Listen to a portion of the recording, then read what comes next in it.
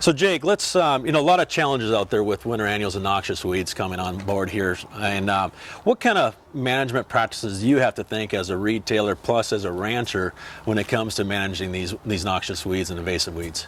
It takes resources, planning, management, and my best ranchers, the people that are very successful are the ones that sit down and make a year-round plan, look at that, and they try to take advantage of programs and listen to other people, and they have winter schools, and they have a lot of things that they provide around here in salmon that have been very educational, that help the public and that help educate people. You're right.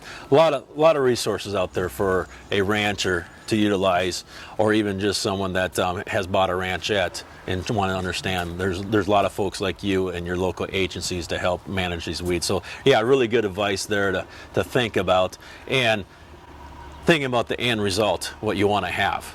It's really where you want to take this, because if you have a lot of winter annuals and noxious weeds coming in, you just don't go, I'm going to go spray it and next year it's going to be perfect. It took 10, 15, 20 years to get there. It's going to take a few years to get to where you want to get back to, so keeping that end result in mind. So no, I really appreciate that advice, Jake, on that.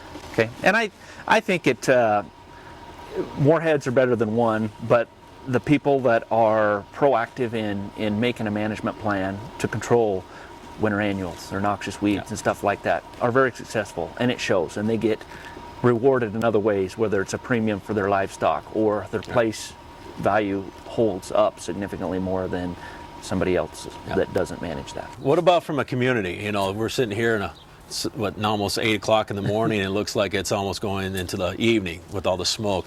So you come from a ranching community about an hour south of here. Let's talk about your communities when it comes to winter annual grasses and the challenges that it brings to a community when the fires start coming in. I imagine that must bring everybody's alertness up of what do we do? Do ranchers start putting out some water tanks and getting them ready just in case they got to go out and spray, put out a fire community? That must bring a lot of different direction and feelings of when we get into the fire season, late summer, early fall.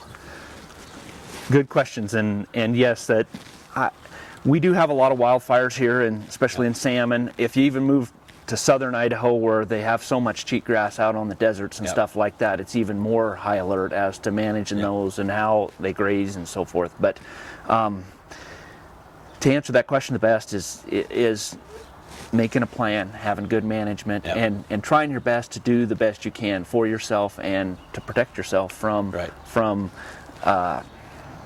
wildfire and wildland fire and stuff like that. Yeah, because I think the big thing here is what we're really seeing and saying is it's not as easy as it used to be, as these native grasses are getting invaded by winter annuals and noxious weeds, and really the winter annuals are growing in such size quicker than a noxious weed patch does, and it's just not being able to just wake up and let's go have some fun. We got to do some planning, whether it's fertilizing, grazing management, and using our herbicides to manage these weeds and stuff. So no, I really appreciate you, Jake, spending some time with us today, talking about from a retail standpoint what you go through and what you have to be thinking about providing products for your end users, and plus working with the producer that grows this hay. So I greatly appreciate your time today and everything. Thank you. And have a good day.